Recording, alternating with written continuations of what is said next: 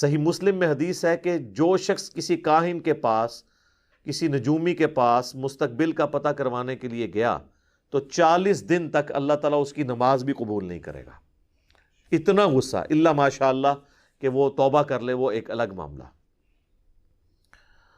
اور اسی کو سپورٹیو ایک اور حدیث ہے سنن نبی داؤد کے اندر جو مشکات میں بھی موجود ہے کہ اللہ کے محبوب صلی اللہ علیہ وآلہ وسلم نے ارشاد فرمایا کہ جس شخص نے کاہن کے پاس جا کر علم نجوم سیکھنے کی کوشش کی تو گویا اس نے جادو سیکھا، اور جتنا اس علم میں آگے بڑھتا چلا گیا وہ جادو کے علم میں ہی آگے بڑھتا چلا گیا. تو جادو تو کفر ہے. ایک اور حدیث ہے سنن نبی داؤد میں جو مشکات کے اندر بھی موجود ہے کہ اللہ کے محبوب صلی اللہ علیہ وآلہ وسلم نے ارشاد فرمایا جو شخص کسی کاہن کی بتائی ہوئی بات پر یقین رکھتا ہے یا اس کے پاس جا کر مستقبل کا پتہ لگواتا ہے تو وہ گویا کہ اس چیز کا انکار کر دیتا ہے جو محمد صلی اللہ علیہ وآلہ وسلم کے ساتھ نازل ہوئی، یعنی قرآن، سنت اور شریعت. یعنی اس کا انکار ہے کسی کاہن کے پاس جا کر مستقبل کی خبر کو معلوم کرنا. تو لوگ تو اسے مذاق سمجھتے ہیں. بعض لوگ کہتے ہیں جی ہم تو دل لگی کے لیے جی دیکھو جی میرا ہاتھ دیکھ لو جی. تو یہ یعنی بڑا ظلم ہے اپنے اوپر، اور بعض اوقات بڑے دیندار لوگ بھی اس قسم کی حرکتیں دل لگی کے لیے کر رہے ہوتے ہیں. اس کی اسلام میں کوئی گنجائش نہیں ہے. اب اس ایک پورشن کی طرف آ جائیں. بخاری اور مسلم دونوں میں حدیث ہے، سیدہ عائشہ نے پوچھا اے اللہ کے محبوب صلی اللہ علیہ وآلہ وسلم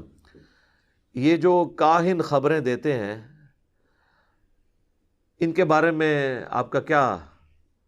حکم ہے؟ تو آپ نے فرمایا کہ ان کی کوئی حیثیت نہیں ہے. تو انہوں نے عرض کی کہ اللہ کے رسول بعض اوقات تو یہ خبریں دیتے ہیں تو خبر وہ پوری بھی ہو جاتی ہے.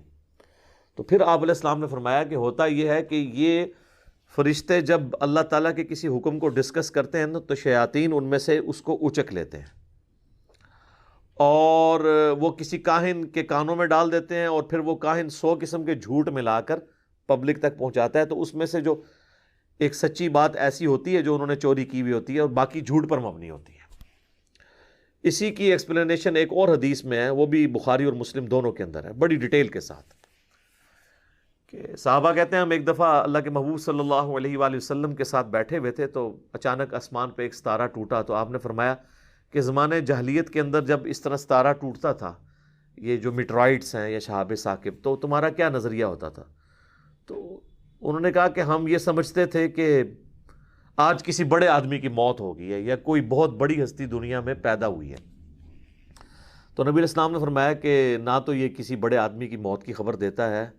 اور نہ ہی کسی بڑے آدمی کے پیدا ہونے کی، بلکہ ہوتا یہ ہے کہ اللہ تعالیٰ جب کوئی حکم ارشاد فرماتا ہے تو حاملین عرش جو فرشتے ہیں اس حکم کو سنتے ہیں اور پھر وہ فرشتے حکم کو ٹرانسفر کرتے ہیں سب سے قریبی آسمان، کیونکہ 7 آسمانوں کے اوپر عرش ہے نا،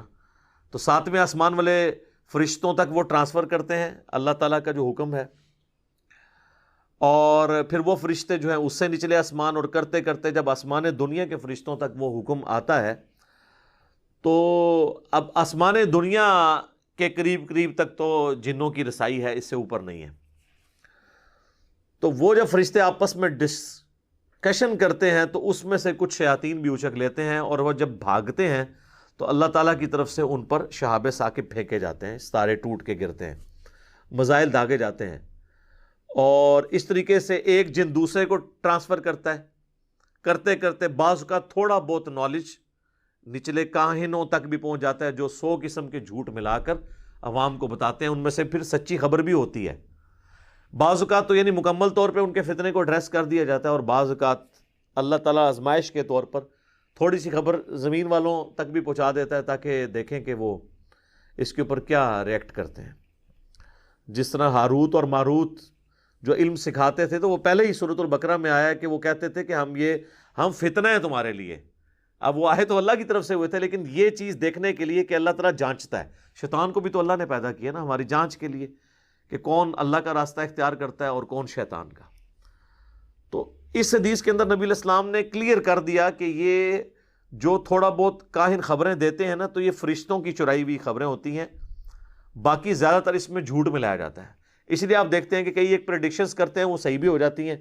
اور بعض اوقات بالکل جو ہے وہ غلط خبریں جو ہے وہ نکلتی ہیں, ان کی کوئی اصل نہیں ہوتی ہے. لیکن ہوتا ہے کہ ایک آدھ خبر صحیح نکلا ہے تو اس کا اتنا ڈھنڈورا پیٹا جاتا ہے کہ لوگ سمجھتے ہیں کہ واقعی ایسا ہو گیا, اور اس کے مقابلے پہ سینکڑوں جھوٹی خبریں بھی ہوتی ہیں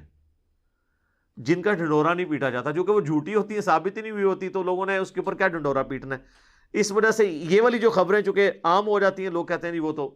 پہلے یہ ہو گیا تھا. تو اس کی کوئی اس حوالے سے اصل موجود نہیں ہے